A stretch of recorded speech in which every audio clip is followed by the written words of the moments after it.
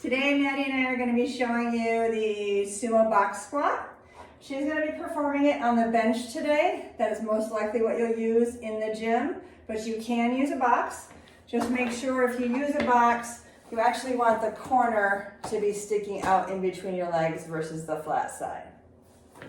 Now, we've had her get into her form, sitting down. I'm just going to block her for a second. All right, so we want the legs nice and wide. The heels should start slightly outside the shoulders. Okay, this is where you're going to try and find your sumo. The sumo is a wide-legged squat. So you don't want to be so far that you can't control yourself, but you don't want to be so close that you rob yourself of any range of motion. So we're going to start finding your spot by just having your heels go slightly outside the shoulders, and the feet are going to be pointed out versus straight out. Okay, so now we're going to catch up to Maddie, who's already in that spot.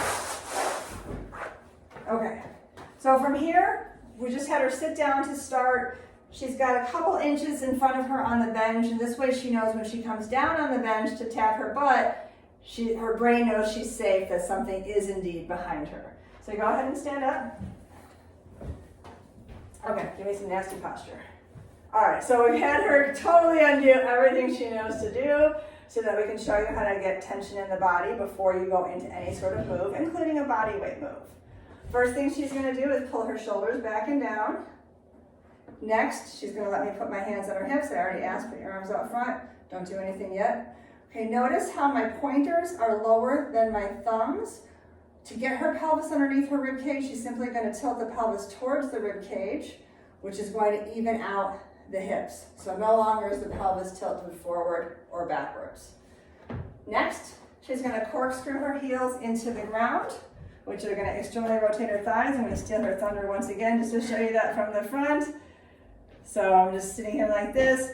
I'm gonna screw my heels into the floor. And what that does is it externally rotates my quads to spin them away from each other. Mostly that's just gathering tension in the legs and making sure arches are activated and feet are fully in contact with the floor. Last thing she's gonna do is brace her core by pretending somebody is punching her in the gut or somebody is about to tickle her. From here, for this particular demonstration, we're gonna have the hands behind the head. You could also cross them across the chest. And if you are holding a weight, you would actually hold the weight in front. So we did our shoulders, hips, quads, and core. She's mentally going through that checklist again just to make sure her body is safe to move. From here, she's gonna take a deep inhale. She's gonna hold that breath while she lowers down to the bench. She's gonna exhale and stand up. So notice we're gonna do a little bit of a full sit. I'm gonna do it one more time. So for the beginner variation, you definitely wanna pause on the bench here, make sure you've got your footing, and then stand back up by pushing the ground away. We wanna make sure we're not getting momentum though, so we wanna make sure there's no rock back. So let me see what happens when you sit down and you shift your weight. And then she tries to go right back up again. That's a cheat. So we want a solid stop at the bottom and then pushing the ground away to stand up. Now, while she's pushing the ground away, and you can just keep going through this movement, she's keeping her knees pushed out so that we don't see any caving. So she's activating her muscles on the internal thigh. Now, once you master this move with a little bit of a pause, you can change it to just a tap. So here, as soon as her butt taps the bench, she's standing back up. Every time she's bringing her pelvis back underneath her, checking for core engagement. Okay, now Maddie, I'm gonna have you step in front of the bench for a second.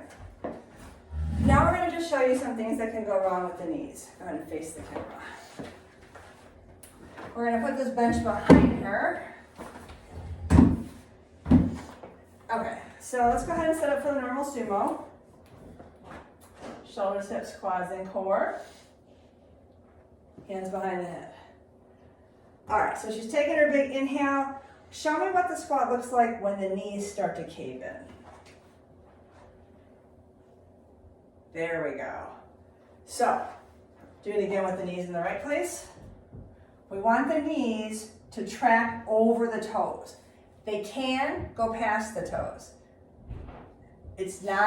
Nothing will break if they go past the toes. What we want to make sure is they just point in the same direction. I like to think of this, of the second toe next to the big toe, that the knees stay pointed in that direction. It is absolutely fine for the knees to go over the toes. That is a complete myth that that shouldn't happen. That has to do with limb length. It's going to happen to some people. All right, let's see another squat just from the front. Shoulders, hips, quads, core. Nice big inhale. Come down for a tap. Exhale, push the ground away. One more time. All right, thanks.